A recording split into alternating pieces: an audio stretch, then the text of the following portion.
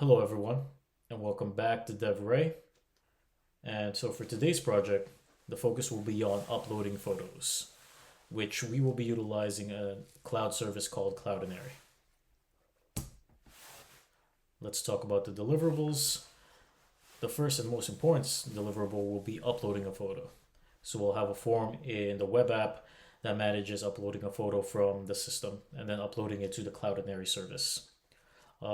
Second one is once we have those photos uploaded, we want to be able to display them in a specific page in the React web app. And the last one is to be able to delete that photo. Let's discuss the agenda real quick on how we're going to approach this project. The first, I guess, most important step as well is Cloudinary. We have to be able to register for it so that we can get credentials so that we can start using their service. Next step is to create a Rails application. So we'll be scaffolding it from scratch. We'll set up the models and controls that we need, and we'll also integrate the Cloudinary credentials that we got from logging in, or from the first step, from logging in Cloudinary. And last step will be creating a React application. So similarly, we'll scaffold it from ground up. We'll generate a form that manages new photo uploads. We'll also generate a view to list photo components and cards of those photos. And we'll also be connecting to the Rails API so that we know what those photos to display will be. So before we get started here, let's talk about the workflow, how we're going to approach this. So starting from the React web application, we will upload an image, and then once we submit a request to our Rails API, we'll be submitting that data. So basically, what Rails API will do once it receives the request is it will call Cloudinary and pass over the image that we got from the React application. And then Cloudinary will do work on their end where they process it and store it. One of their their cloud databases, and then they'll send a response to the Rails API with the URL of the reference point for our image. So we're actually not storing that image into our own database. We will be storing it in Cloudinary's databases, and the only thing that they'll be providing for us and that we need to store on our end will be the URL. So once Rails API sends that request and gets a response from Cloudinary, we're actually storing that information, that URL information, into our database. And one more thing to cover is the models and the relationships that we'll need for this project. So only two models. One is users. Let's not focus too much on this. I just generated this so that we have a reference point for our photos. In other words, like who uploaded the photo. But for now, we're not focused on creating any users or performing any CRUD operations on them. We will just create a seed data here, one user, and then we'll be working with that one user's ID for the duration of this video. But for photos, columns that we need, the primary key will be auto-generated by the database. User ID is going to be whatever the reference or whatever the dummy data's primary key will be. Then the timestamps created at and updated at, and then most importantly, we'll be storing the photo URL, which is going to be in the string form here. All right. So without further ado, let's jump in to the most important step. Let's sign up for an account on Cloudinary. So I kept mine simple. I just logged in with a GitHub. I did this previously. So let's log back in again.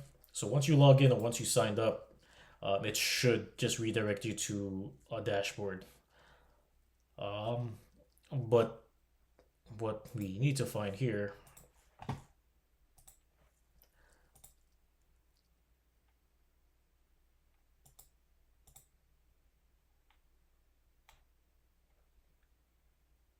is the programmable media, and go to this dashboard specifically. And then on the very first tab, we'll actually see a few things that we need here. So let's just go to our API keys.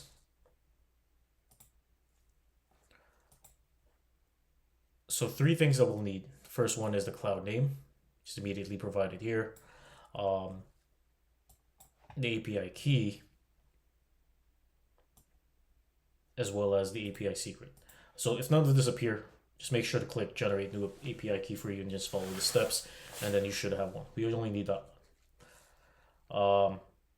So make sure to keep these stored, because if you want to unlock your API secret, they actually have to send you a code through the email, and then for you to verify so that you can see this. So just make sure you have this handy in a separate doc. Okay, so let's jump into creating the next step here. Which is generating our Rails API.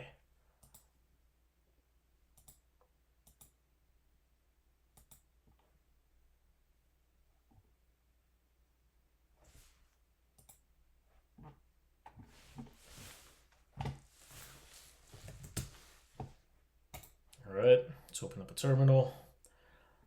So first step,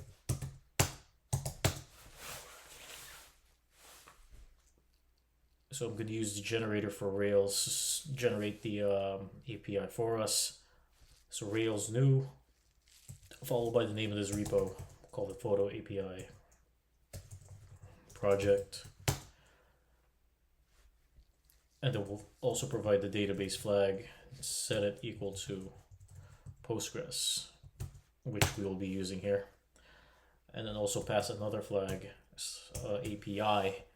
So basically this will just tell the generator not to include any views for the controllers, the models that we generate, because the view is going to be our React application. So let's generate this. All right, and from here on out, I'll be coding this in Visual Studio Code.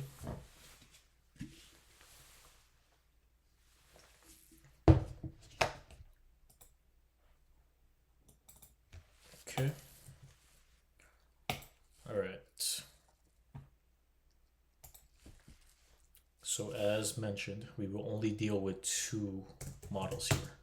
So let's generate with the models. So Rails G model. The first one we will call user. And let's go back real quick to see what we need. So for user ID, created at and updated at will be all generated. The only thing we really need to include is the first name and the last name, which are both strings. So name of the column, colon, and then the type, which is string. Continuing this for the other column. Okay, then we'll do the same thing for photo. So what do we need? We need the foreign key, which is going to be user ID, and the photo URL. Everything else is auto-generated, or will be auto-generated. So user ID, which is an integer, and photo URL, which will be a string.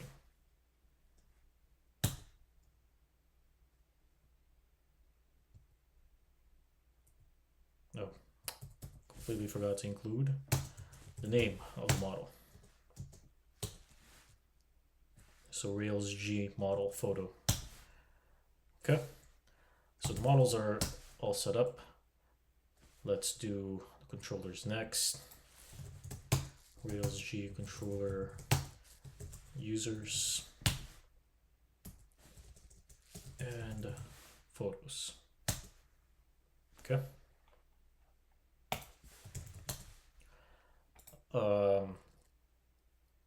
So the next step will be to actually create these in the database.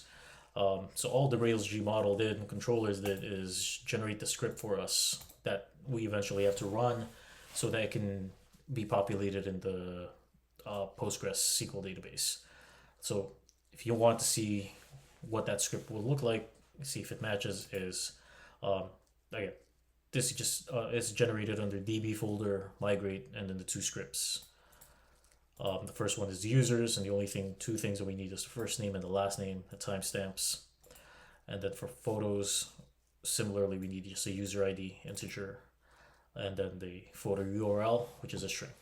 Okay, so from here on out, we should be good to run reelsg db create.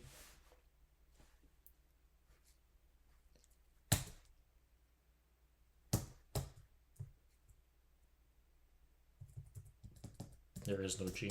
It's just Rails DB create. Okay. And then Rails DB migrate. So our database has been created, and then now it's going to run these scripts to migrate it over to that new database that was created locally. Okay, so we have create users, create photos, successfully ran. Okay. So while we're here, let's set up some important files. So the first one will be in the gem file.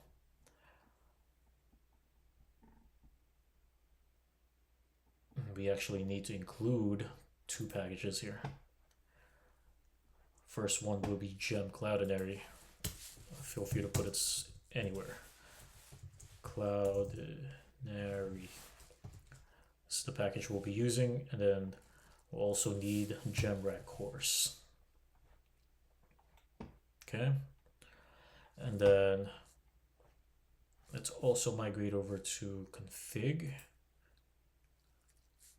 initializers, and the course, since I commented that out, and let's put this back in. So here, let's change this to star. So this is more specific to later. So when our React application starts calling this Rails API, we're basically in this configuration course file, we're basically saying it can call this API for these specific calls, right? And the origins right now, we're not whitelisting anyone. Anyone is allowed to call this, just to keep it simple. Okay. And then since while we're here in the initializers, let's also create a cloudinary.ruby file. And so again, remember those credentials that we had in Cloudinary. This is where we can input it so that the project loads it up and then we can utilize it whenever we're making that Cloudinary call. Also, I'll do this offline, but feel free to do it whenever you can. But ideally, before the Rails application starts, please include your Cloudinary credentials. API key. These were seen earlier, so I'll leave this. But I'll do the secret offline. I don't want my API hit too much. Okay. All right, let's go back here. All right. And then let's go back to, let's also configure one more thing. So in routes.rb, we'll also define, so that, let's do this side by side so that it makes a little sense. So in the controllers, in app, photos controller.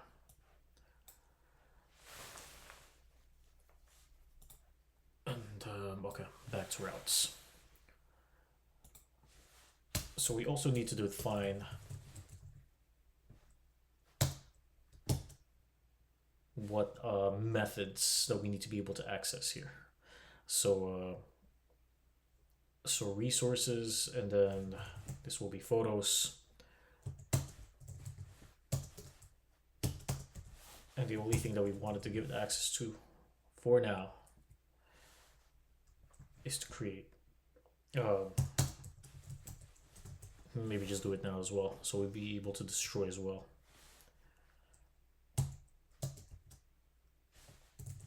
And maybe DB index. So this is going to be part of our. Actually, we might come back to this later. We might need to read some documentation on this, but for sure we definitely need destroy and create. Basically, how that looks like in the photos controller is we'll define a method here. Create double handle. That basically controls how we get the information from the UI and then how we're processing it here. So similarly, if we also created def destroy, it's basically mapping out to this method. But for now, we'll go back to that later. I figured we could just set up the routes so that we can do some testing. Okay. So now what we need to do, since we're here, is in the photos controller, we have create. So going back to our workflow earlier. So what we expect to happen is when React Web App calls the Rails API, it will be passing the uploaded image from their system. And so once we have that system image, we want to pass that over to Cloudinary. Then Cloudinary will store it on their end and provide us with a URL reference to that image, and we get that back. And then that's when we create the photos that we want to store in our database. We want to store that URL specifically. So back to our code. So when we create, step one here would be we have that image and we want to upload it to Cloudinary. Oh, there's already something wrong that I forgot. So might as well do it right now because Cloudinary was not popping up. So we included those stuff in the gem file, but we never installed it. So let's do bundle install. Okay, all good. So now if we try that again,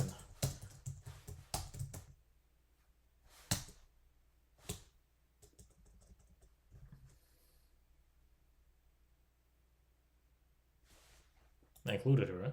Let me see.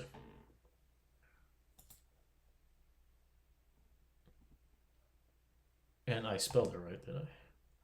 Just to make sure. Let me copy and paste the exact name. A little bit of live coding session here.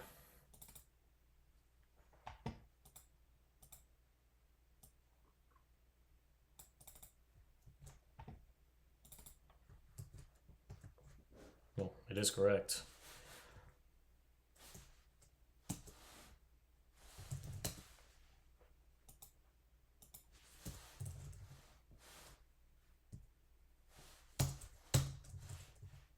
Okay, I don't know why that took forever, but now that we have it, Cloudinary,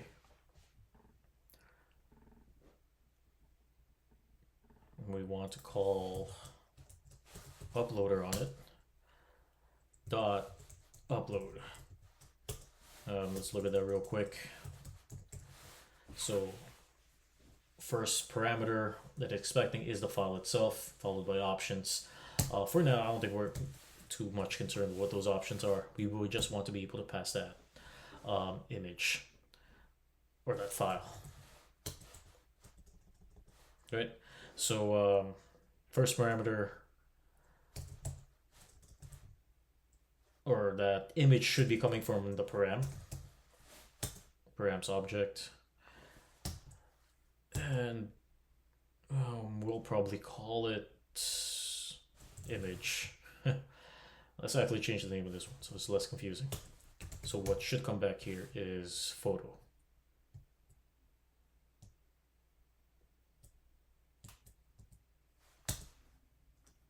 Now you know what? Let's just keep it consistent. We'll just call it image, right? And I think that's the only thing we're passing, right? Everything else will be generated by this system. Oh wait, one more thing will be the user ID. Who is this person? and we can just get that from params user ID. So all of this is being passed from the UI. Then once we have that, photo, store into a variable. So the idea is photo.create, and we'll be creating, I already forgot, what is our parameters? So user ID for photo, user ID equals user ID, and photo URL.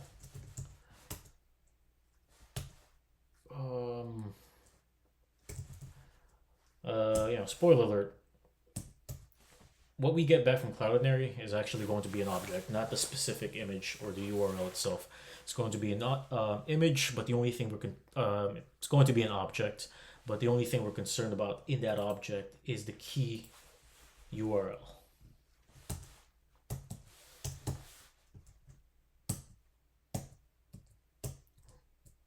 So with those two parameters, we're going to be creating that instance and then storing into our database or logic.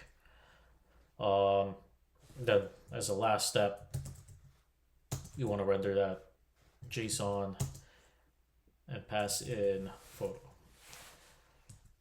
So we're basically passing in that information back to JavaScript or React application as a JSON format.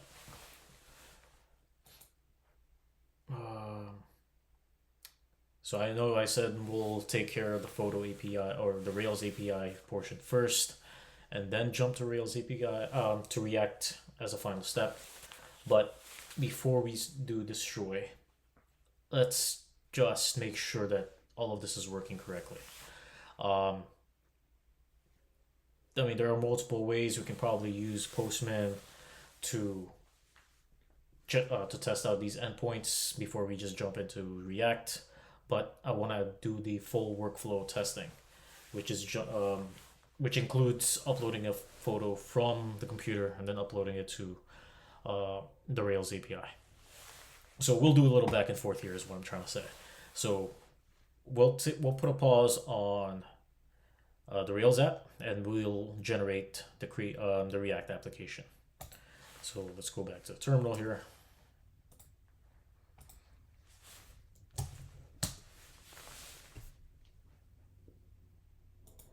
So fun fact is I actually learned create React app was one of the scaffold. I realized that was deprecated earlier this year. Some of the alternatives are now either React, Router, Expo, and a bunch of other frameworks here. But let's try to learn React Router. All of these are new to me, so might as well learn any of these. I have used React Router before, just never knew they actually had a framework or a generator for it. So from here, npx create React Router latest, and we'll call this photo UI project.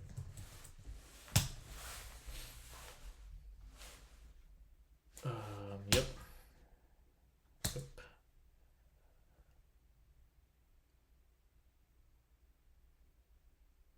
A little live coding session for you guys. No filters.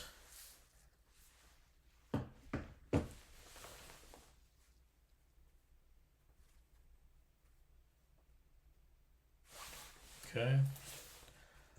Code. Again, we'll open it with VS Code.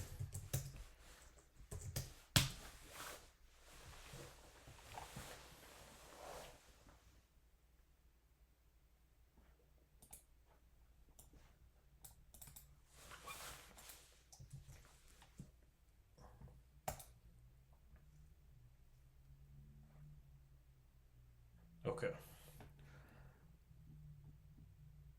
So let's kind of explore what's been given to us here.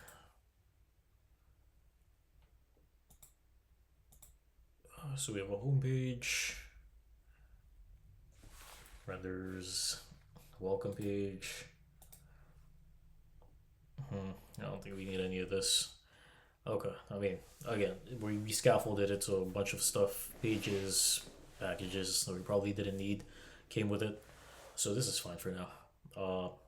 But the main thing here is we need home. Um, so home can actually serve as the one that displays all of the photos that we upload. But for now, we have no photos to display, so we'll keep this. We'll do some refactoring and call this the sign-in page, or I mean, not the sign-in page, the uploading page. So let's do some refactoring here. Just relearning some of this, so bear with me. It's good, you know. At least we can learn together on this part. The key things that we need to know is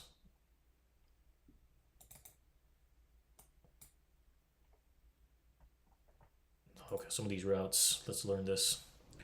All right, so let's start.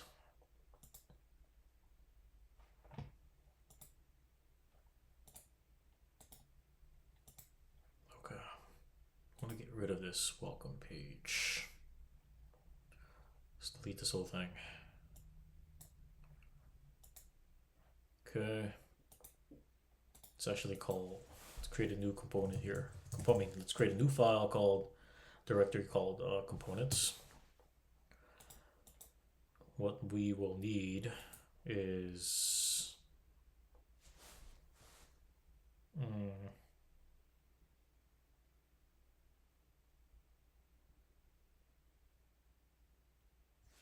we'll call upload page.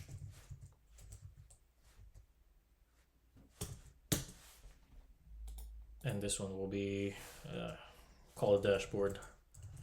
This is going to be where we upload the photos. This is where we're going to be displaying the photos, and this page will be where we have the form that handles the upload and the communication to Rails API. So let's focus on this one actually. Is there any shortcuts we can use here? Oop. Great. React. Okay, nothing. All right. So all I'm doing right now is to see the page I deleted and how it's supposed to look like as a reference point. Okay.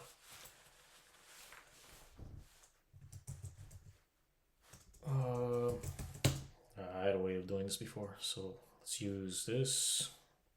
Const upload page equals function, eventually going to return some HTML components. Export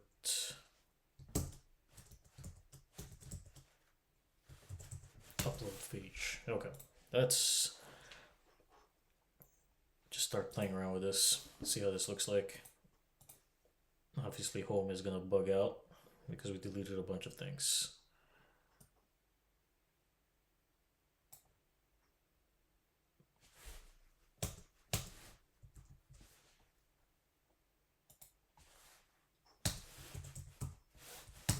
Let's import upload page.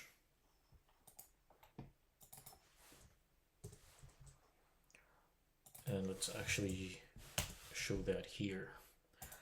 So beauty of this is we can run this. How can we run this? npm run dev, so we can see how we look. This is rendering real time as we make the changes.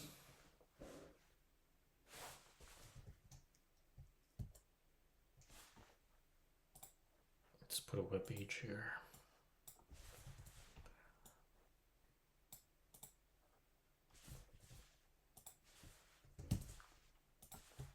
All right, side by side.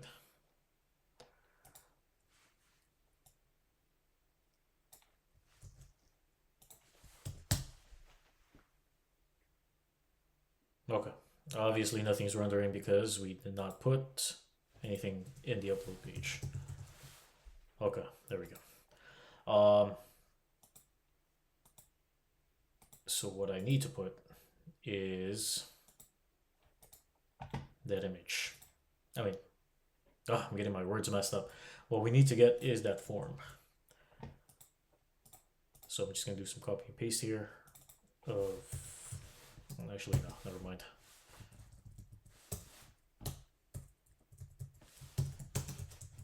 New upload, the form. We'll probably also need some methods here. We'll come back to it. Because definitely on submit, we want something to happen. I'll create a function called on submit in a few.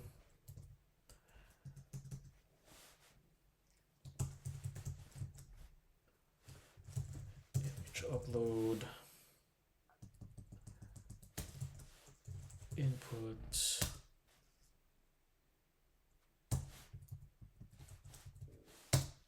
and this is going to be a type file. Name image, what happened there? Okay. Image, and then on change. So on change basically means anytime we upload something, we want to capture that. On change. So we'll also create a function called on change.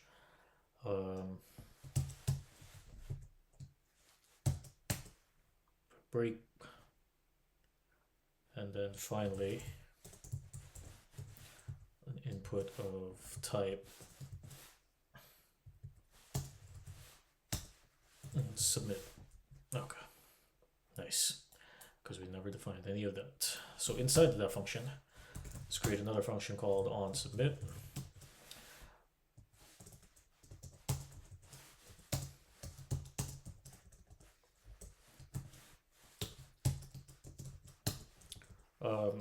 And then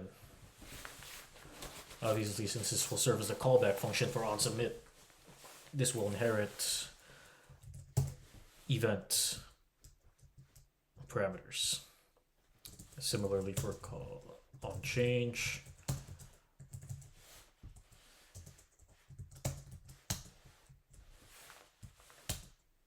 Okay, so at least now we have something rendering. So when we click one of this, there we go. So this is just like where we can upload your photos, right?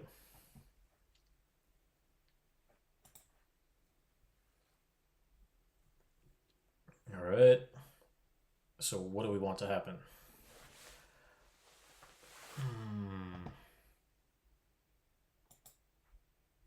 Okay. So on submit, we want to send whatever is currently here over. Okay, so I'll actually add a state here. Const using some hooks. Image set image equals uState, and we'll set it to, I guess, an empty string for now.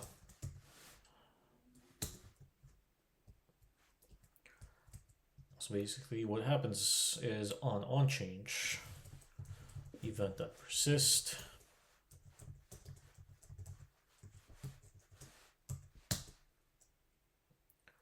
and then we want to change the state there.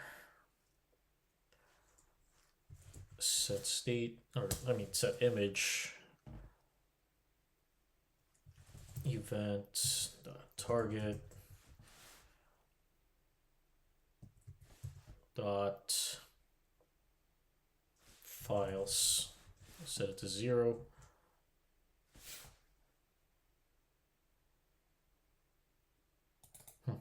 Okay.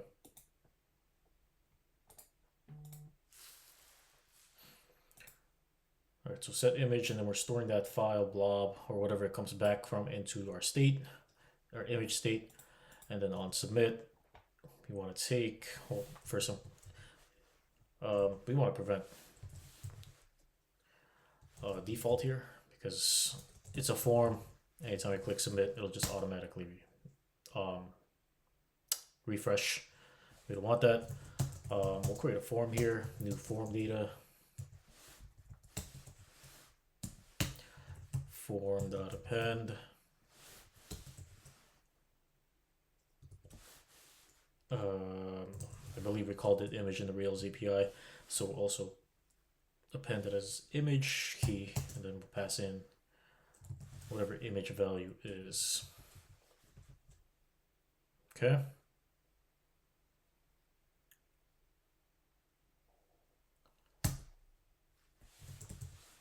We use the fetch method here. I'm not doing anything fancy. This was the old way I learned it. HTTP, localhost. What port will we run this from actually?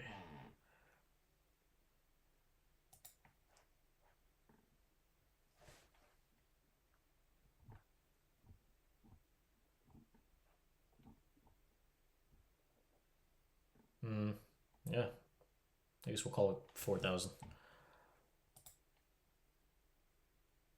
So localhost 4000 slash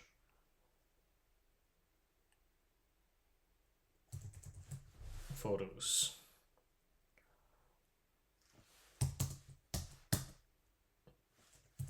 This will be a method of post, and body we will pass in form.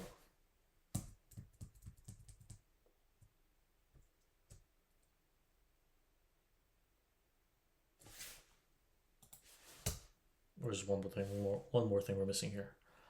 Well, we don't know yet though, but what is that ID going to look like?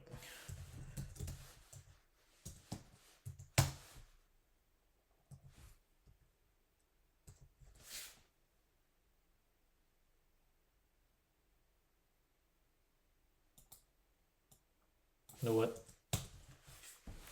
This is gonna throw me off later. For now,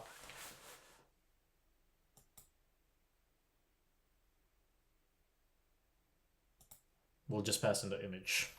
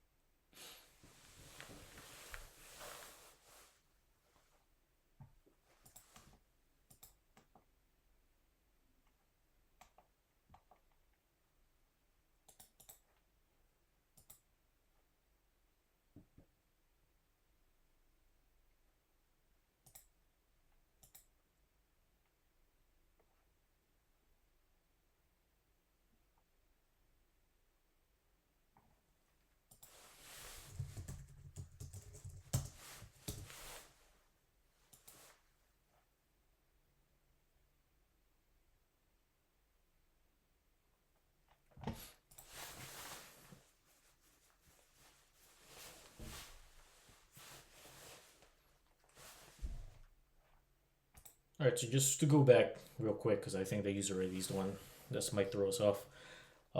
Let's just manually generate some seed data here for user, so that we don't have to deal with this later.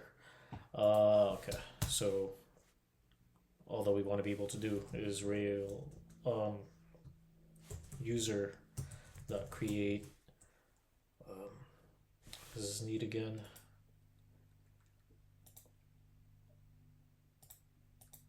Just needs a first name and a last name. Okay. First name dev, last name equals Ray.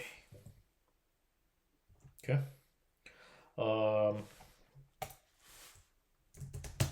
And then to actually execute that seed file, we can do rake db seed.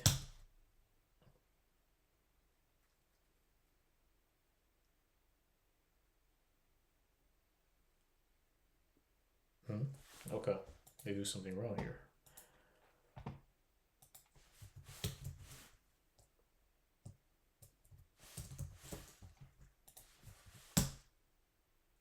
Okay, I used the wrong syntax. Might have gotten confused with a little with Python. Yeah, actually, that syntax just structure is just incorrect. All right, so how do I confirm this is actually there? So I have this application Postgres. Allows me to connect directly to that database that was created earlier. Well, let me stop this because it's not showing. Just to refresh, what's the name of this? Photo API project. Photo API project development. So if I double click, we jump into that database. I can do some select queries on that. So I just check. Okay, so we have dev Ray in the database with an ID of 1. So for the sake of the duration of this video, we will just call it 1. Keep it simple. So form dot append. I can also just hard code it in the API itself, but let's go for the full experience. Call this user ID. Pass in. Earlier, I think form also doesn't like integers, so for now we'll just leave it as a string, and if we need to, we can cast it as an integer in the Rails API. Okay, so before I even create anything here, before we do anything, so we can run a bybug here just to pause the whole code here, and then let's run Rails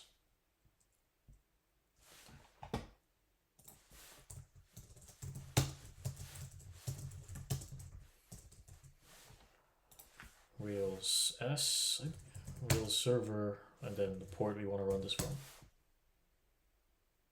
Great. Okay, I may actually Google this, how to run a Rails server.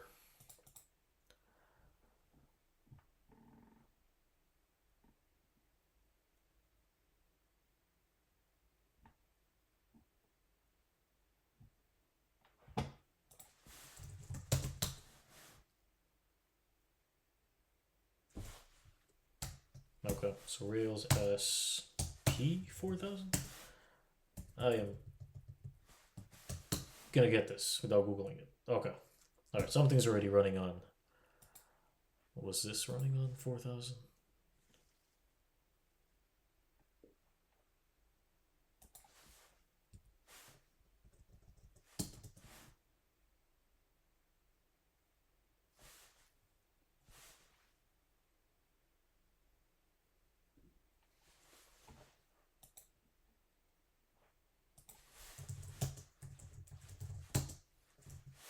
Huh.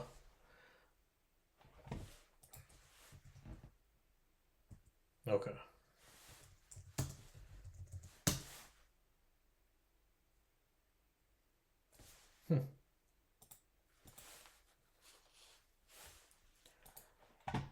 So like, so we need to kill that API server.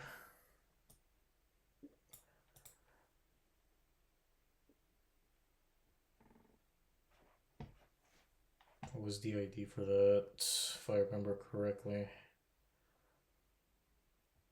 I don't actually. Okay. PID 6241. I don't know why it didn't kill automatically. Control C should have done that. Anyways, kill -9 6241 kills Rails application. And let's restart that back in port 4000 so that the UI is in sync. Okay. All right. And then, so I think we still have our, yep, okay. Still have the UI running in the background.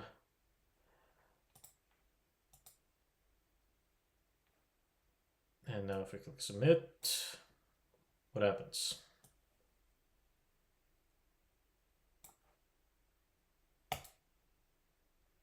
Huh. There's a lot of things changed here. Bybug used to be the debugger. Stops the code Ruby on Rails, if I remember that correctly. If not, let's Google real quick.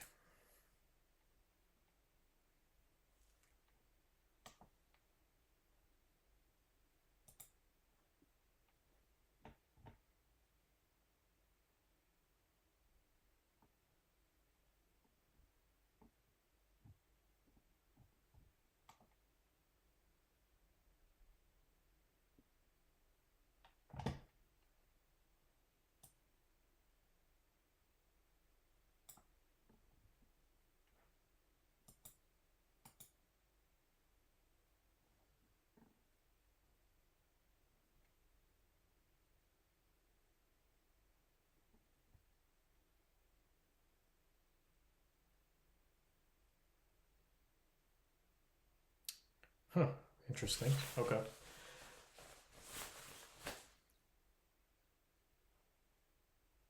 Well, I'm doing all this on the spot. I don't want to take up too much time, but they apparently said this is now the alternative.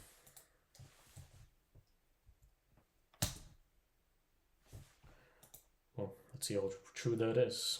So if I submit this again. Wow, okay.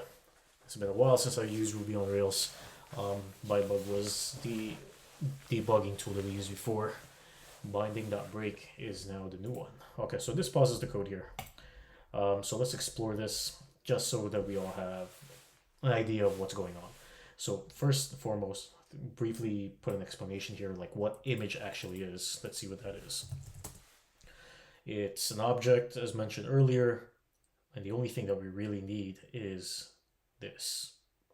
This is what we will be storing into our database. And then user ID at this point is 1. I actually forgot if Rails was smart enough to cast this on its own. But let's see. So how do I continue? Okay. So I can just continue this. Okay. Similar to the seeds, I still use the wrong syntax here. So it shouldn't be that. It should be this. So nothing has been stored into our database at this point. Okay, so let's submit one more time.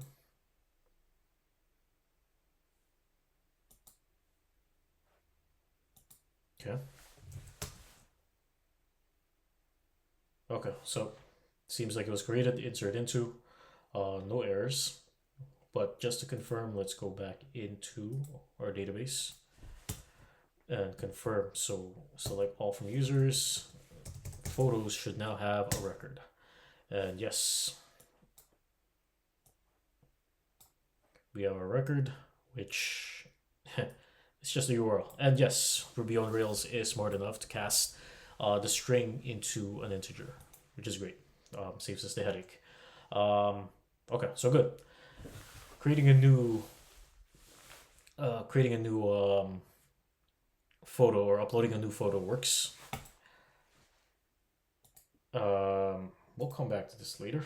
So okay, binding break, at least we also learned, is the new way of debugging and pausing the Rails application. So in destroy, the idea should be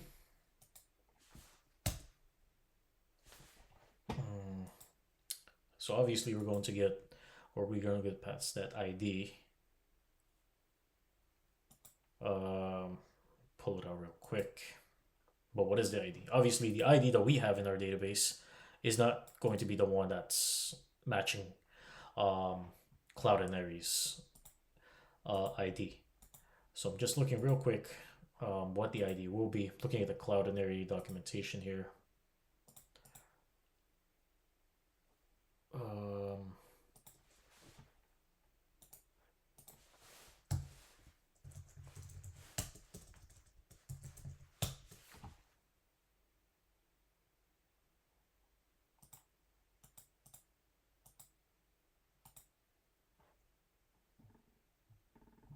Okay, got it.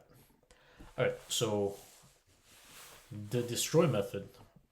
So basically, two deletes are going to happen. One will be deleting it from our database, and then the other is also deleting it from Cloudinary's database. But the tricky thing here is we first need to know what that identifier is for Cloudinary. So in Cloudinary, the identifier would be this. The name of the file followed by the file type. And in order to delete that, we'll also still call Cloudinary uploader.destroy. So that's also known as the public ID. And we'll be passing in the ID. So the only problem is, what is that ID? We don't know that. Well, actually, we do. It's in our database, so we need to be able to pull that out. But first, find photo.find.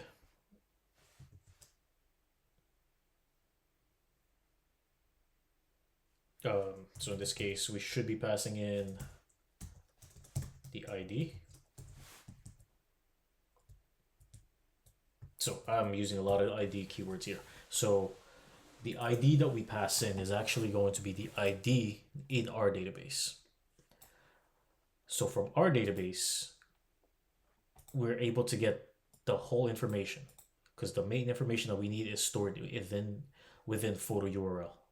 And also within photo URL, the public ID is this. So we might use some regex just to pull that out easily. We'll actually call this, let's change the name, public ID. So it's less confusing. Public ID. Okay. And then as a final last step,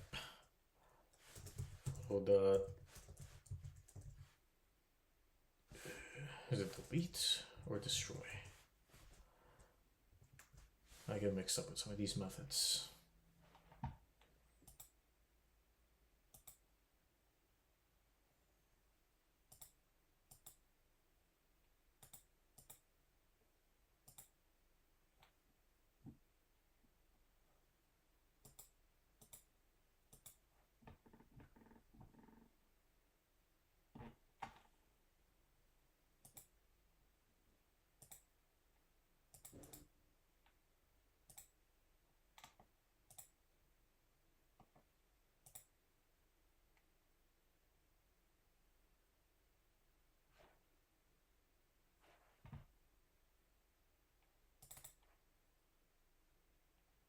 Okay, so I made some mistake here.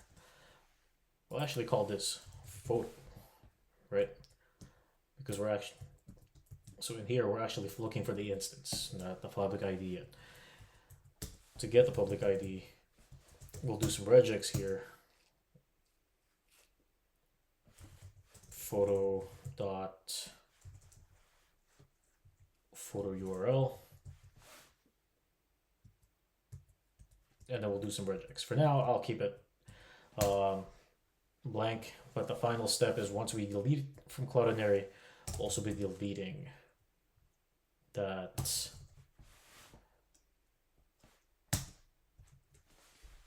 photo record in our database. So I got a lot of this is we're coming back to later. For now, we just want to be able to show the images. So now we're able to we're able to record it.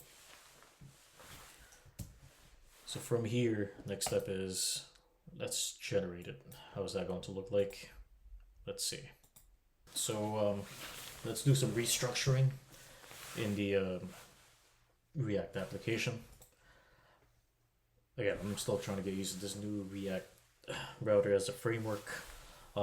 So we may not have needed this components. These two files should have been defined in the routes. So let's transfer those real quick. Yes. So apparently anything that gets added to this routes, React router generates components for dependencies for it as well as types. Not exactly sure what it does under the hood yet, but not a primary focus for this project. So let's just update everything, delete this the components directory. Okay, so a lot of things are erroring out here. Honestly, we don't need this homepage either. Let's get rid of it. Okay, so anything in this routes have to also be updated as well. So I think the primary change that also needs to be changed here is export default. Okay. So I'm just trying to render this, get this to render for now. So let's remove this. This is what was given to us earlier. For now, all I want to do is try to redirect. So slash upload. So basically what we're defining here is in the URL after our main. So basically we're saying slash upload, where is it supposed to redirect? To what component? And we want this to redirect to routes directory under the name of upload page.tsx.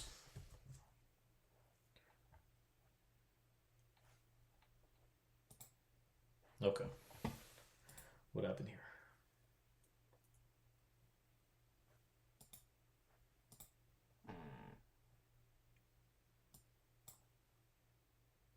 Oh, okay. So because I removed that home page, it's complaining about.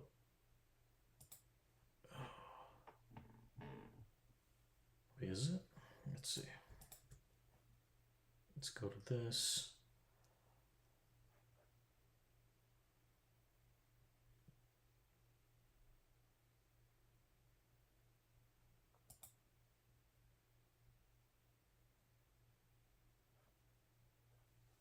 What else is referring to home.tsx?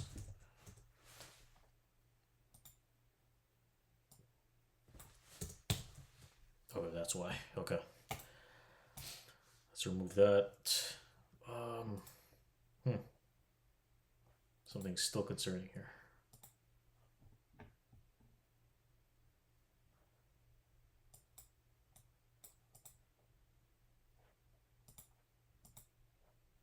Oh, okay. So slash upload. That's what we're trying to test. Okay, and then the original upload page is now there. So similarly, what do we want to happen here for dashboard?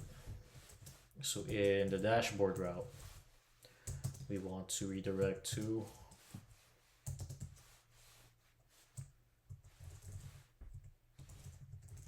dashboard .tsx. Okay, slightly better. And then just for sanity check here, easier to just copy and paste this so we can test it out.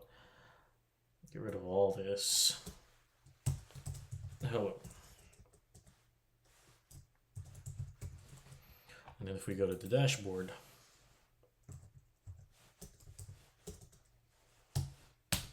Okay, perfect. Okay, so we're making some progress on the UI. It's not perfect, but we're getting there. Okay, so obviously we're not calling this upload page. We're calling this dashboard for now. So our next goal is to try and get those photos to show up in the dashboard. So ideally in the dashboard, we only want the users' photos. As we mentioned earlier, there's only one user here, but we want to make this scalable, right? So that if we add more users to this, we're only pulling out their specific photos. So there's some changes that we need to make in the Rails server API. So as the controllers stand now, we can't. I mean, we have two options. One is the messy way, which is we get all the photos in the database and then return it to the UI. And then from the UI, we can just render, or we can just filter out based on the user's current UI ID. But that's not good practice. You're sending all the data that's not necessary back to the UI, and it pretty much exposes the data that's not necessary. So what we can do here is, I know I mentioned earlier that we probably didn't need controllers right now, but for user, but there is one that we can utilize this for, which is def show. So when we passing a specific, ID here, we can pull out one user. So just to go back from earlier.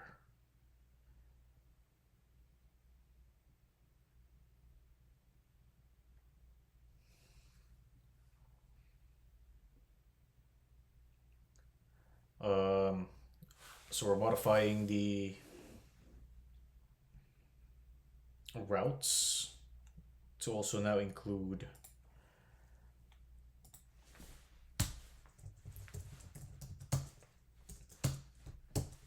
users. Only show though. So now in the users controller, when we call or when we pass in that UUID, the unique identifier, or for the ID for that user. I'm using words interchangeably here. What we want to do is find the photos associated for that user. So photo.where, hopefully that syntax is still correct. User UUID is params1. Params ID. Okay, we might need to do some testing here just to see what we're getting back. But we're definitely rendering it.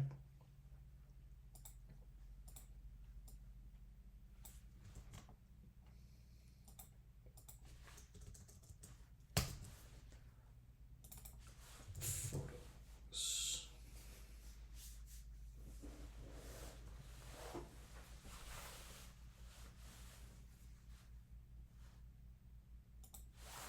Or to make this easier.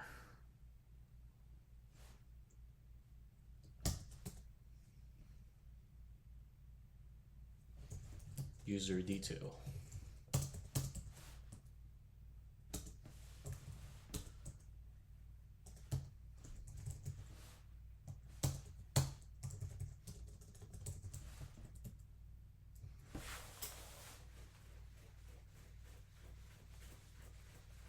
Now we're rendering user detail. Okay. So in case we also want to make this scalable, there might be other information that we need in user detail. We can just include the photos as part of that larger object. Okay, this is going to require some debugging. What was that earlier? On Rails. Bug.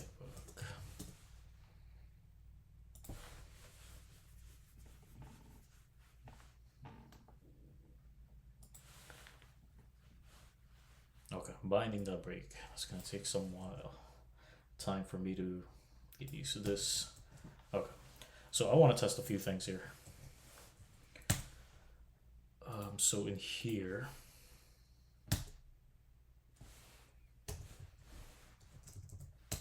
so we're gonna utilize the use effect here. So basically, changes in the component. It'll execute the use effect function and then execute anything inside of it.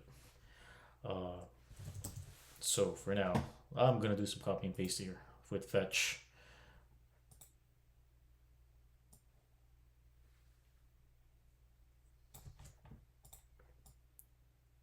It just makes my life easier. Okay. There's a bunch of things that we do not need here, so let's remove some.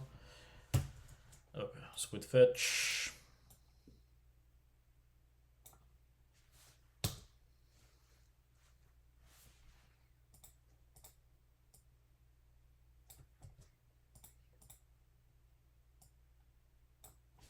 let's modify this.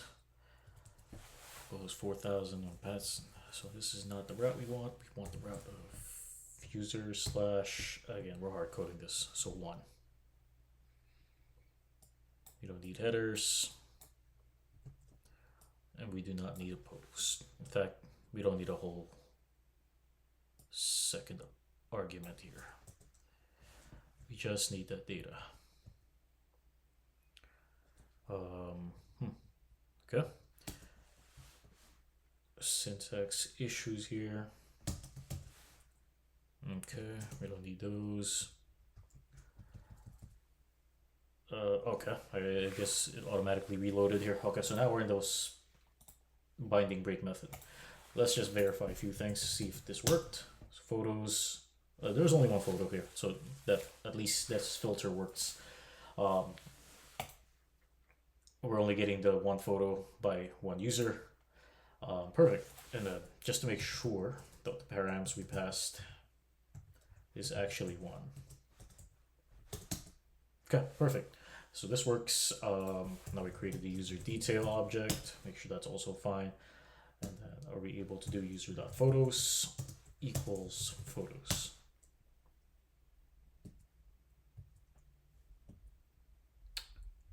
Undefined method photos equals for instance of hash. Huh, okay. Let me just Google real quick how to set. Wait.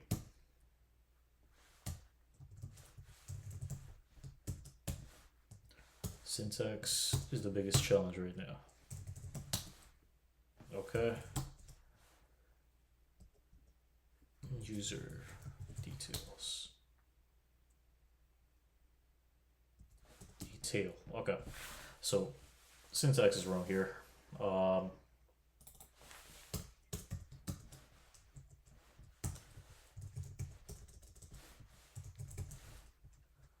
that we were rendering. Okay, so just to recap, what we're doing here is once we reach this route, where we pass in one ID for the user, we're doing a filter on photos where the user ID matches that ID that we passed, and then we get a collection of photos. We create a giant object here for user detail just to make it scalable, because at this moment we only care about the photos, but eventually once we start operating with users more, we might need more details here. So we're just utilizing an object here and then adding the photos to it, and then we're sending that back to the UI to be rendered as a JSON object. Okay, so first of all, let's turn this off first.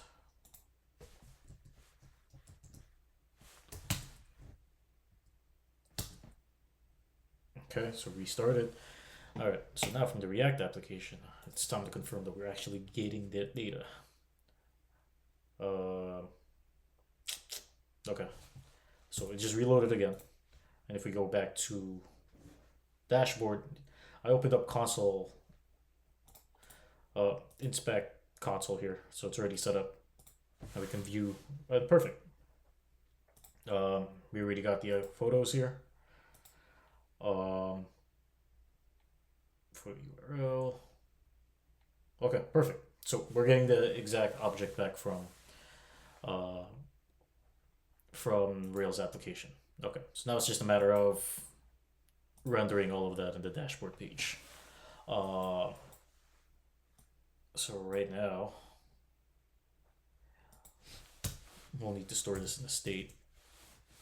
Const photos set photos use state. It's going to be a list.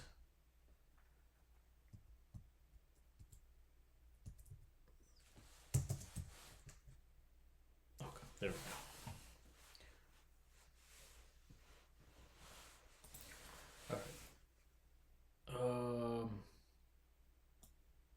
So now we're going to get to data.photos. Our goal is to set photos, set that state into whatever is in data.photos. Okay, let me just make sure. Again, syntax is the biggest challenge here. Is it dot photos or brackets?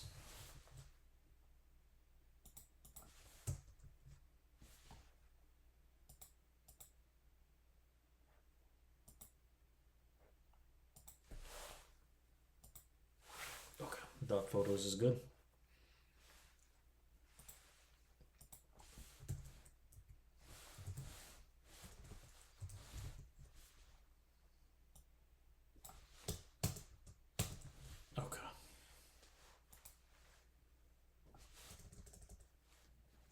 Now, ideally, what we want to happen now is, now that we have a collection of photos here, is we want to iterate through each one and render them.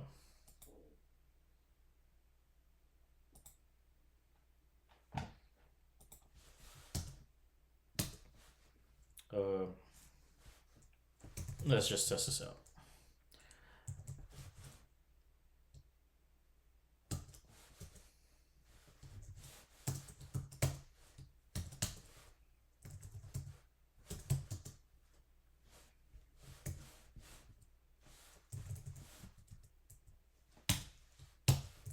Image.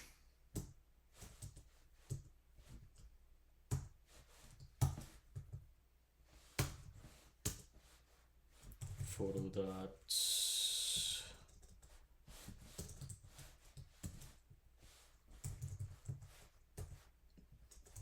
Photo URL.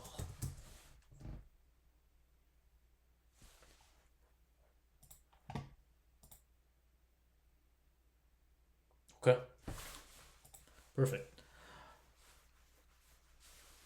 Now, this is more of a type issue that it's complaining about. And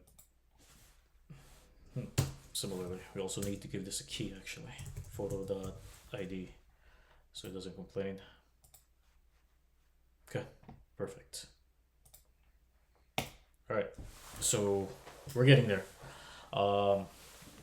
So now, from a Rails standpoint, I think we're good. The only thing that we need to test left is the delete, which we can easily do that here, actually. So if I were to put a button,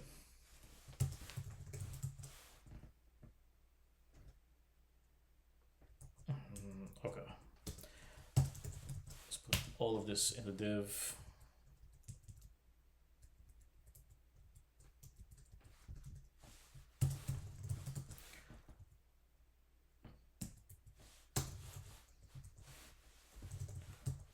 I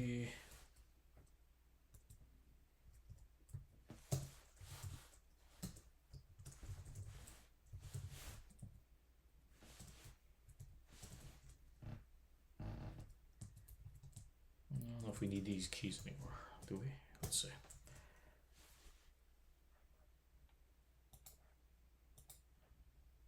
Okay.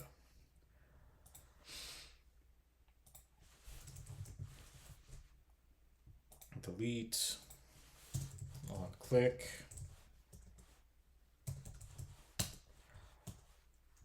delete photo.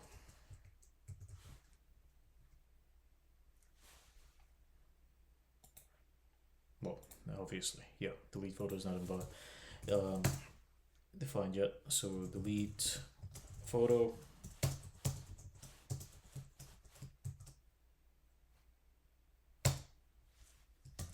Okay. So one minor thing that we need to change here is we need to define the function inside instead of implicitly calling it.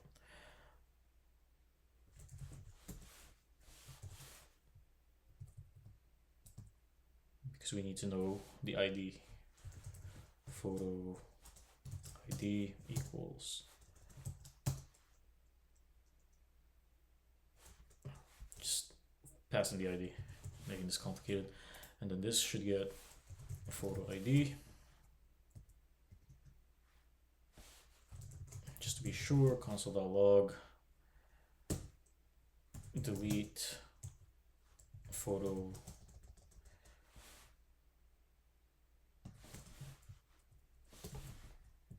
just confirming that we're getting it here. Photo dot is that the syntax? Okay. Well, whatever. Photo ID. Okay, let's confirm this.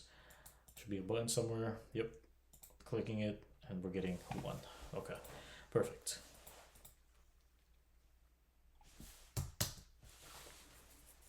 Now from here, we want to again call that endpoint.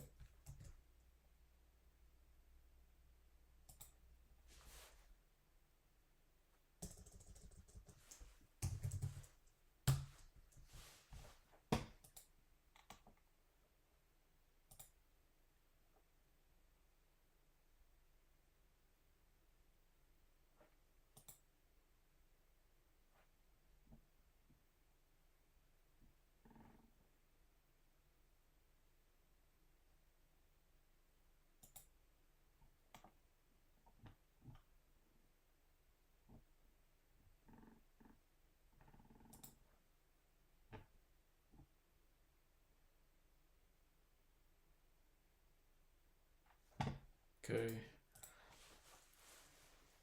Passing in. Oh, so that's what I was missing earlier.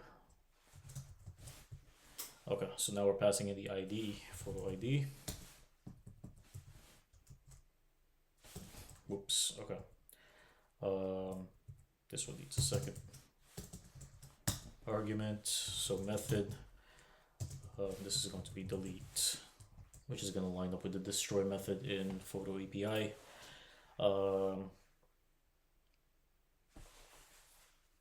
From here, it's just, okay. So let's say everything works fine.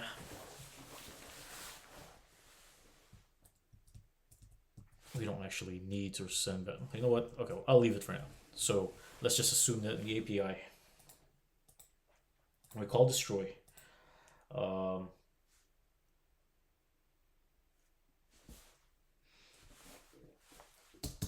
So let's say everything goes successfully. We want to return like a message or something.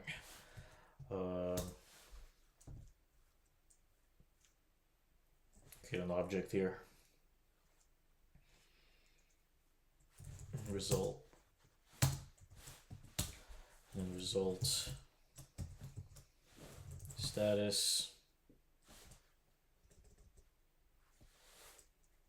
Status code equals 200 result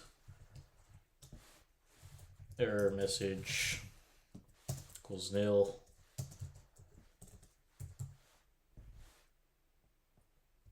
Or rather, you just give it a message, right? Success. And then we can render result back. But at the end of the day, we have the data here. So if it's successful, we get all the way here.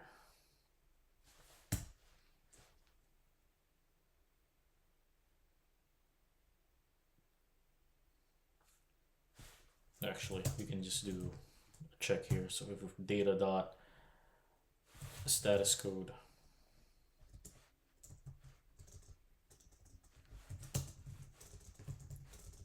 data dot status code equals 200. I mean successful, and then we can remove it from the state.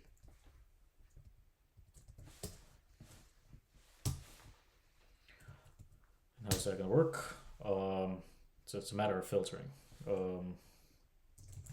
Const removed photo equals. So what's the state right now? Photos dot filter.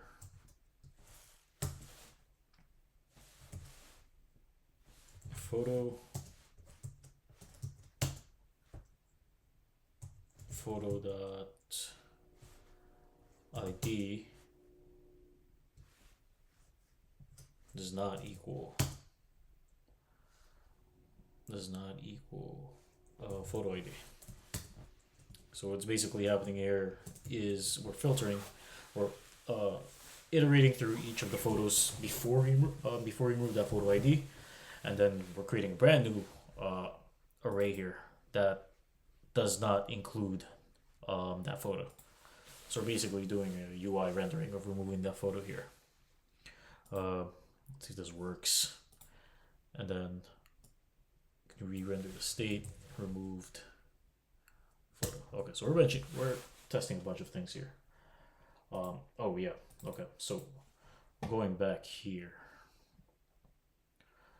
we also want to add a logic.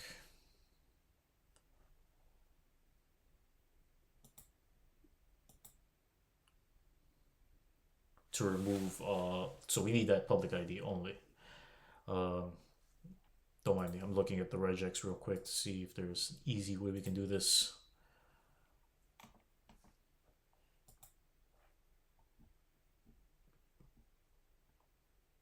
Probably just force this as well.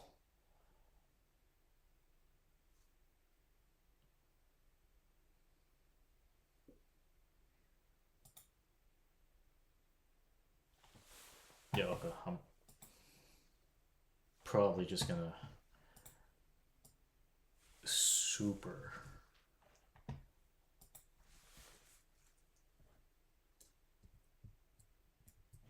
okay, we'll do some testing here, see if this works. All right, so let's Control C this first. Okay, it's easier when we debug this real time. So if I try to delete this, we enter the debug session, we have our photo, and again, the main goal here is to just try and get that public ID. Photo dot split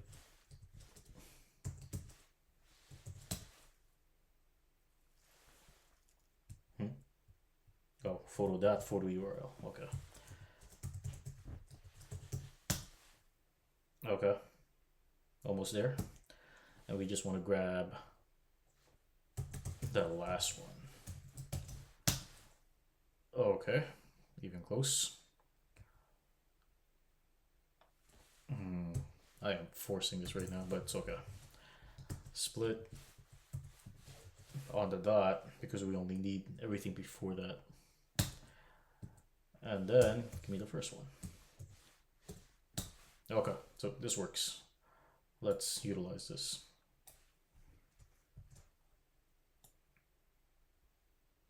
So forget this. That's our public ID.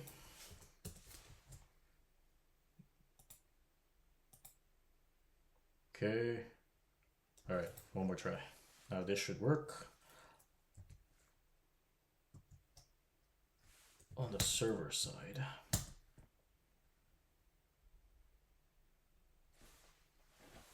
All right, let's try this again.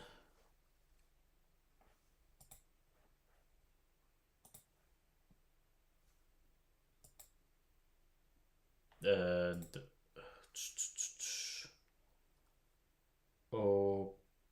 okay, perfect. So, and the UI it's already gone. But can't assume that if it's gone in the UI it's working. because that's based on UI data.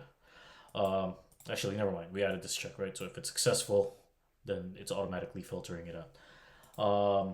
So how do we confirm this? So let's go back to yeah. So let's check our media if it's here. Actually, oh, assets. Okay, so everything should be in assets. Oh man. Okay, so this is a little because I uploaded it twice earlier. Okay, how about this? Can we delete forcefully here?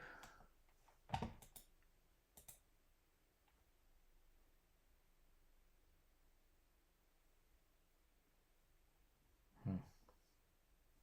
Really? Can't delete forcefully?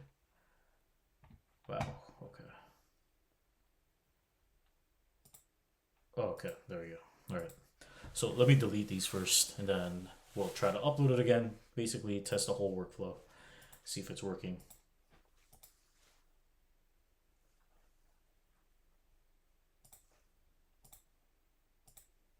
And the rest of these photos are not mine. They came when you sign up. So okay, the these photos are removed forcefully. So now if we try to do this from scratch,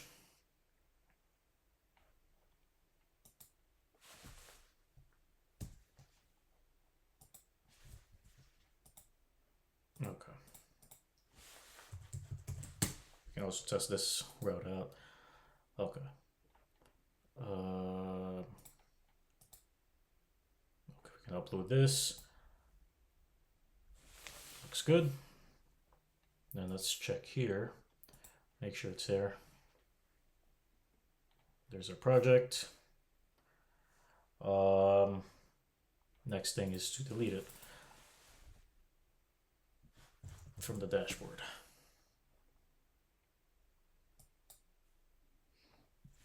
Gone, and if we go back on the website, it should also be gone. Okay, perfect. So that workflow is good. Now it's working. We're able to delete, we're able to add.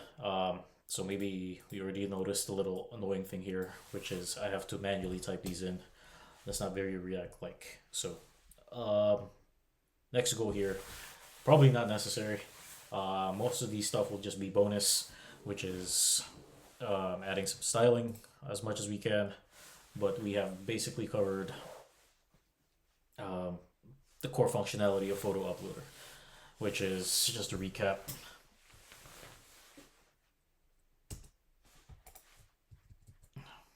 We're able to upload a photo now. We're displaying the photos, and now we're able to delete the photo. So I'll try to continue with adding those logic, the bonus logic, which is just making this look a little prettier, and then also adding those routes because it's a little annoying to have to type in dashboard every time, as well as upload. And yep. So first, let's tackle the links. So that's just easier. So at root.tsx, again, this is how React Router framework is set up. Still trying to get used to it myself, but where we need to focus on is the app component that was generated. So outlet is the main thing that we need included. So what needs to happen is we'll create a parent component here.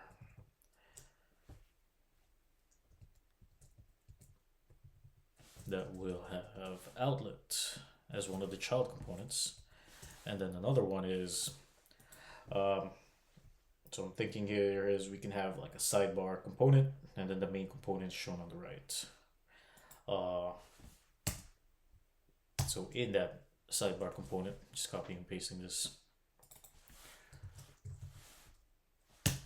Link is from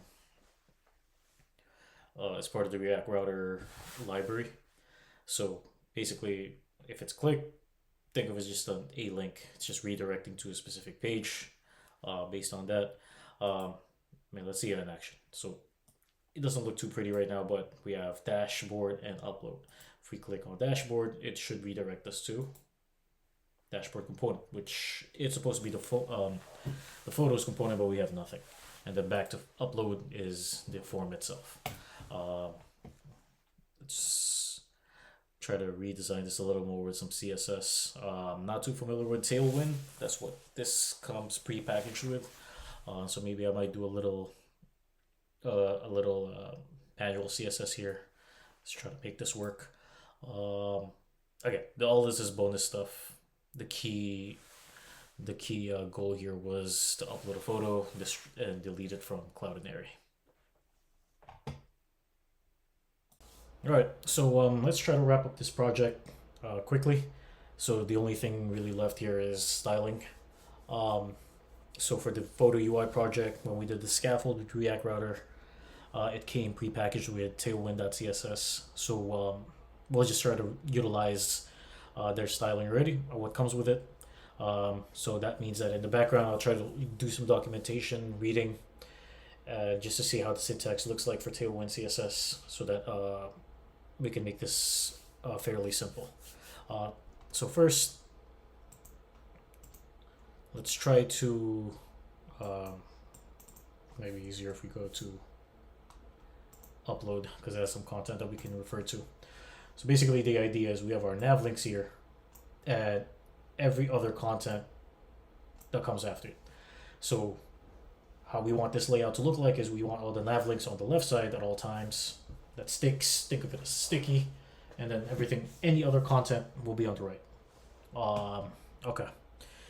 So with that in mind, let's try to get rid of some of the existing CSS here. So this whole dark theme that came pre-packaged with it. HTML body, we'll need those, but let's get rid of the styling. So it's just fairly empty for now. So let's just make sure that all of this, the height and the width, takes up the whole content.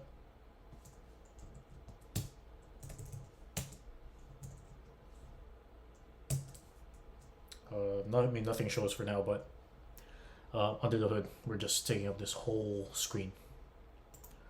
Now let's look at the app. So this is the main entry point. So we have main. So we're visually, that means this is the whole thing right now, main. And then the UL is the top two portion, and outlet is everything else. In this case, it's just, since we're at the /upload, it's just a form. So let's focus on main right now. Make sure all of this content, we want nav links on the left and everything else on the right. So to do that, we have to give it a class name of flex, so that pushes everything on the same line right at this point. Let's just make sure this takes up the whole screen here. So I'm just looking at the syntax, what we need. For now, let's just leave it actually. The next thing we want is the UL,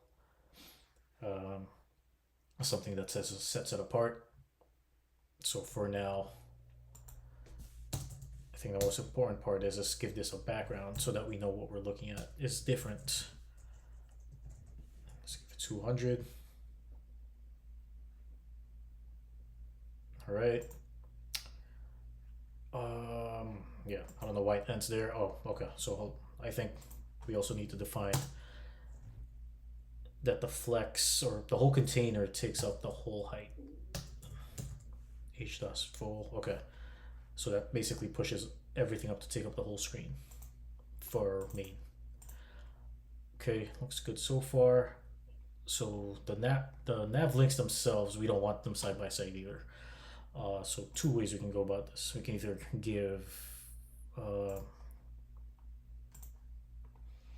might just be easier.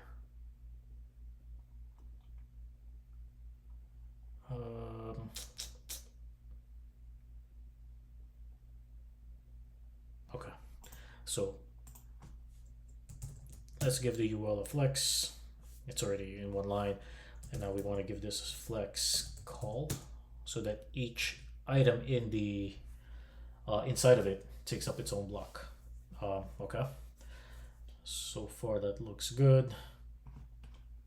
Now let's give some padding on this because it's a little tight there. So p-4 on all sides, padding of 4. Okay. And then just one more thing here. So when we hover on the link, just so that it's transparent,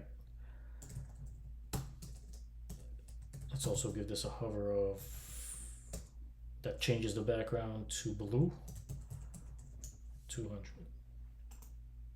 Okay. And we'll apply the same for the other link. So now that they both have it. Okay. So while we're here, the next goal we have in mind is the form. So what happens here? Oh, okay. So we might have missed something on the form as well, because if I click submit, I basically should get an alert saying I have to submit something, right? So first, I don't think we want to send anything to. So on submit, if we're using the state image, right? So if it's null, we'll just alert the browser that says no image attached. Don't even send a request, because that's a waste of a request. Why are we calling the service if there's nothing that can be done? And don't proceed any further. So let's just confirm that. Okay. So when you click submit and there is no image, we just get a warning and we don't send a request. And so let's test this out real quick. Submit. All right. Okay, so it went through, but there's another thing we're missing here. So that if it is successful once we submit, ideally I shouldn't have to click dashboard to see if it went through. It should just do it automatically. So in the fetch, like a similar approach here is whatever the response is, whether we're sending anything or back or not, send it to a JSON. And then we parse the data. Now we have the data. Just console.log it. Ideally, we want to navigate to /dashboard. So you navigate actually is a package that comes from React Router. More specifically, use navigate. So we invoke it and store it into a variable const navigate, and then we just call it here, which redirects us to a new route, or not a new route, but in one of our defined routes /dashboard. So let's test all of that out from scratch.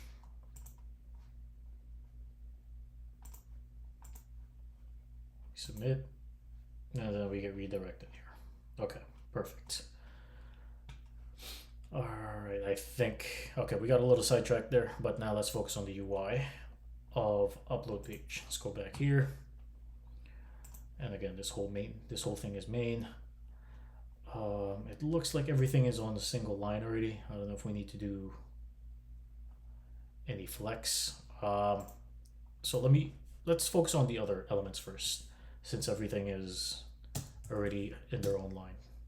So with the header one, let's give it a larger text. Okay, make it bold. As for form, again, everything is on its own line. So I think we should be fine here. The label.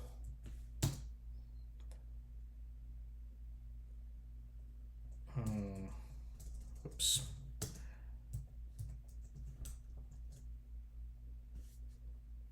All right. let's ignore that for now. Let's give it a smaller text. It is the label. Oh wait, okay. So the label should be on top, and then this choose file, no file chosen should be its own. Okay, I got it. So might have to fix some stuff there. So going back to the form. Everything is on one line. Then make sure everything has its own. Okay. So now image upload is a label, and then the choose file its own line. Okay. Going back to the label real quick. Let's finish off the styling. Font medium. And then text gray 900. All right. Now the input.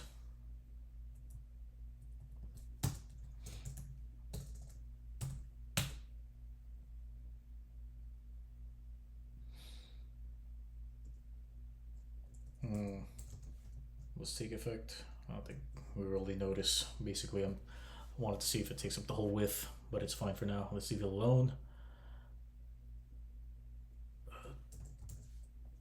Text SM. Cursor pointer. Because nothing is there. Okay, that makes it a little more obvious. Focus outline dash none.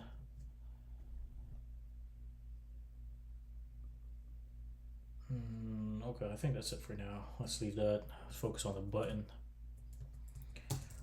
Class name. So I want this to look blue. Okay, then when we hover, we'll give it a darker shade of blue.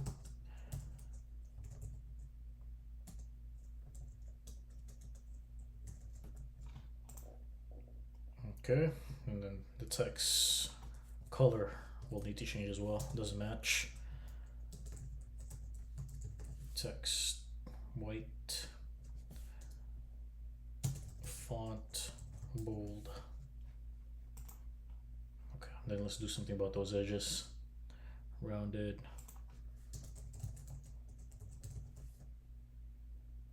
Did I use that right? Rounded.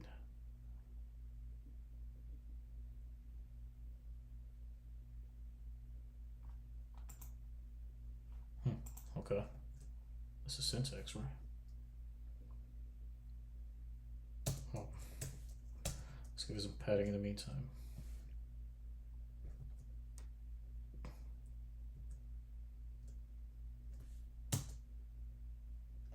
Wait, okay, I'm a little... Okay, I might have put in the wrong one. So rounded full, okay. But let's also give this some padding. Do we need some padding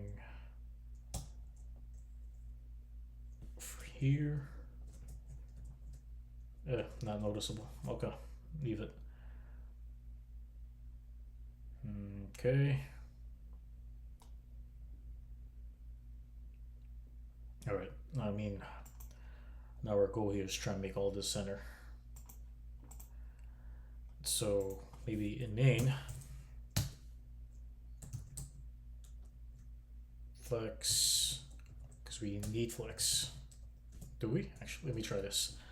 So content center. Okay, maybe we don't need flex. So let's see. Justify center. Didn't do anything. Items center. Also didn't do anything. Okay. Let me try this. Flex. Flex call, because we don't want them in the same line.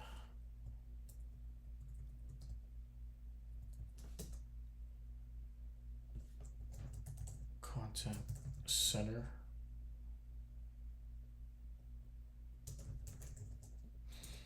Justify center. Item center.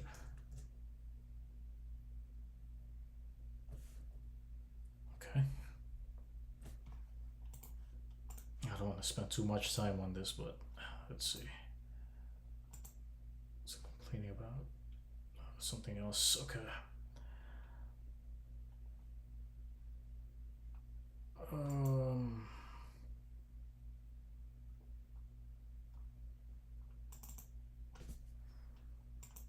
So it doesn't like this.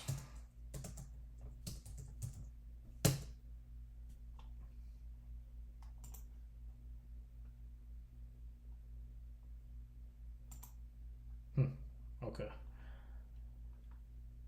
It's not taking up the full width. I'm trying to wonder, why is it not taking a full width?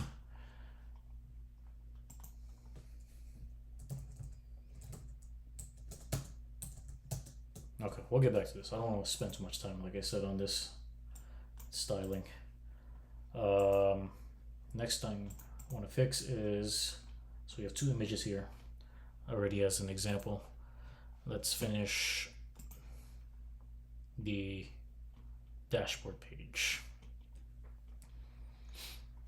All right.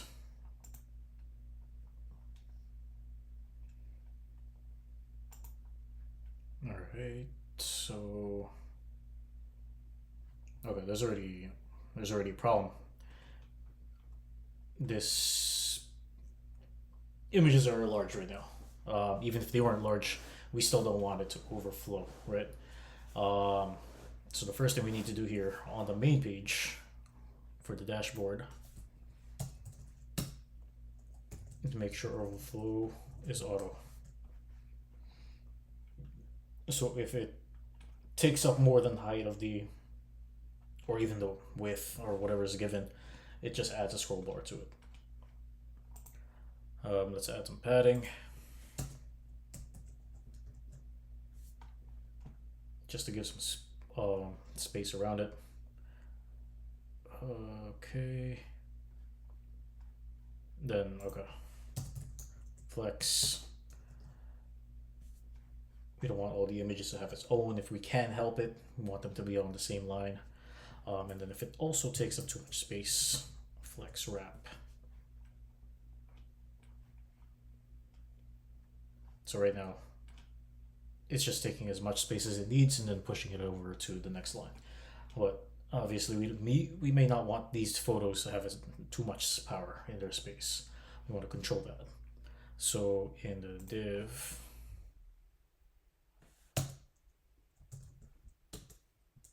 flex call. So right now we're just controlling the image and the button. Okay. Now let's give this a max small.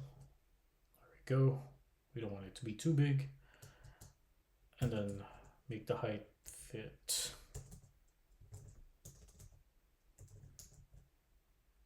Well, we won't see that right now, but, and then let's give this a background of white, border,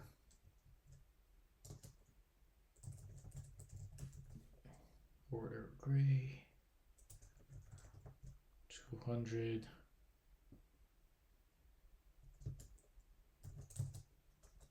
These are a little hard to see right now.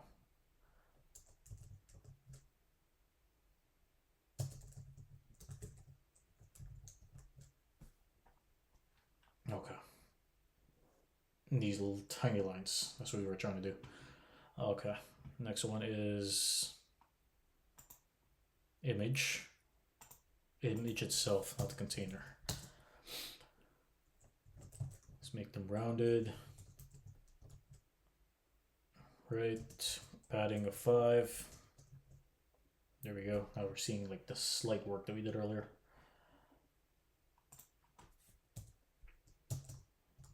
Max height of 100. Well, it's tiny, but we'll leave it like that for now so that we can see more images. And then on the button itself, class name, I think it's already center actually, let's leave that. It's a little padding. Oh, well, okay, did it do anything? Let's see that. All right, so text small.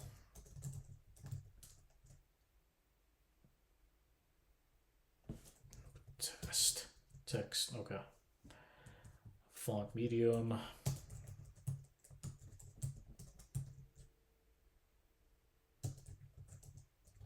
Text center. Again, it was already center. We don't need this. Let's give some background red.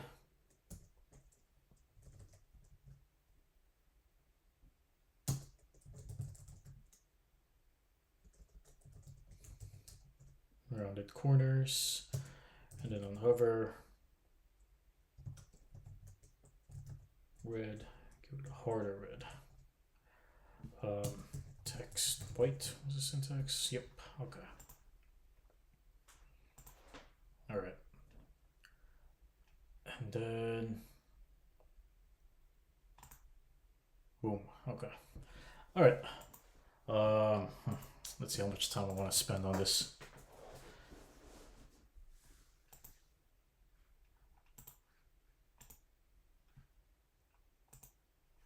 Okay. So I'm just going to use inspect here to see why is it not taking up the whole space. It's because this main one does not want to take up the whole space. So Tailwind CSS.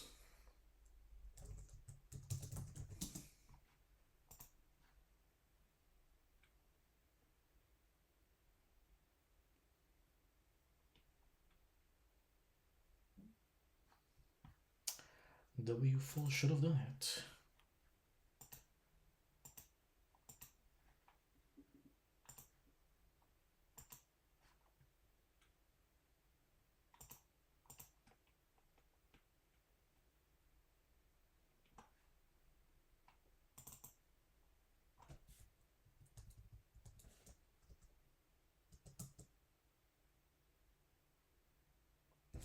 All right, I'm not gonna go through this debugging session. So I'll fix this offline, but this is just more of the main container is not taking up the whole width for some reason. So I'll try to fix this, but for now, we've covered the key functionality of this photo app. So, and we're utilizing Cloudinary here. And again, like I've only touched the surface of what Cloudinary can offer. As I mentioned, the key functionality it provides is the transform. So it can return images to you, or you can even store it. It can return images to you in a certain width or height. Necessarily doesn't have to be controlled by the UI. Yeah, I mean, it's a powerful cloud-based technology. Yeah, I mean, so just to wrap it all up, we've covered the core functionality here, is showing images. We'll be able to delete them. We're able to upload,